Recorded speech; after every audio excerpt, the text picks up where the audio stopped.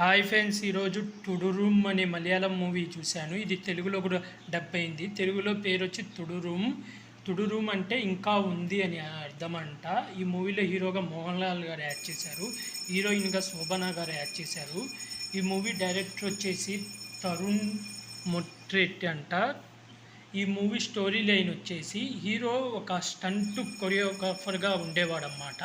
అయితే తర్వాత కొన్నాళ్ళకు ఒక కారు కొనుక్కొని కారు నడుపుకుంటూ ఉంటాడు అన్నమాట. అయితే తనకి హీరోకి ఒక కొడుకు, ఒక కూతురు, భార్య, చిన్న ఫ్యామిలీతో హ్యాపీగా ఉంటుంటాడు. అయితే ఒకరోజు తన కారు రిపేర్ వచ్చిందని ఈ షెడ్లో ఇచ్చేసి వస్తే పోలీసులు ఆ కార్ని తీసుకుపోతారు.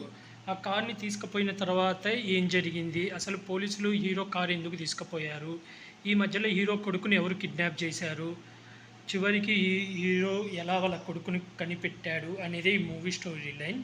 మూవీ ఎలా ఉందంటే ఫస్ట్ హాఫ్ అంతా చాలా బాగుంది. సెకండ్ హాఫ్ ఎప్పుడైతే ట్విస్ట్ రివీల్ అయిపోతుందో ఇంకా తర్వాత మిగతా అంతా రొటీన్ స్టోరీ అవుతుంది, అంటే రివెంజ్ కాన్సెప్ట్ అయిపోతుంది అన్నమాట.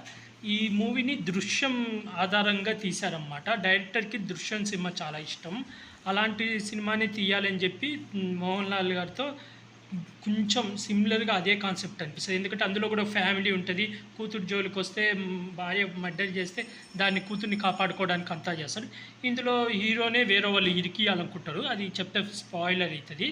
అలా హీరోని ఇరికియాలనుకోవడం, ఆ తర్వాత వాళ్ళ మీద రివెంజ్ తెచ్చుకోవాలనుకోవడం, ఇంకా ఇలా ఉంటుంది అన్నమాట స్టోరీ. ఫస్ట్ హాఫ్ అయితే చాలా బాగుంది, సస్పెన్స్గా ట్విస్ట్ మీద ట్విస్ట్, అసలు ఏం జరుగుతుంది, నెక్స్ట్ ఏం జరుగుతుంది. ఎప్పుడైతే ఇంటర్వెల్ అయిపోయినాక ఎవరైతే ఏ పర్సన్ ఇది చేశాడనేది మనకు రివీల్ అవుతుందో అప్పుడు అంత ఇంట్రెస్ట్ రాదు, ఇంకా సాగదీస్తున్నట్టు ఉంటుంది.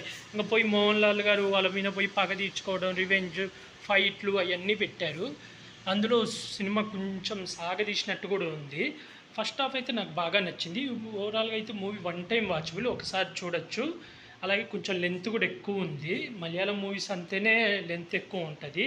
మోహన్ లాల్ గారి యాక్టింగ్ అయితే చాలా బాగుంది. శోభన గారు తక్కువసేపు ఉన్న తను ఉన్నంత రోజులు తను బాగా చేసింది.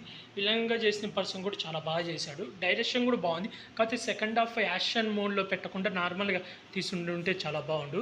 ఈ మూవీకి నేను రేటింగ్ వచ్చి 5కి 2.5 ఇస్తున్నాను ఫ్రెండ్స్. మీరు ఎవరైనా చూడాలనుకుంటే చూడండి. ఇది వన్ టైం వాచబుల్, నాకైతే యావరేజ్ అనిపించింది. అలాగే ఇలాంటి మూవీ రివ్యూస్ కానీ వెబ్ సిరీస్ రివ్యూస్ కానీ కావాలనుకుంటే నా యూట్యూబ్ ఛానల్ని సబ్స్క్రైబ్ చేసుకోండి friends. Like, share, comment, subscribe friends. Bye.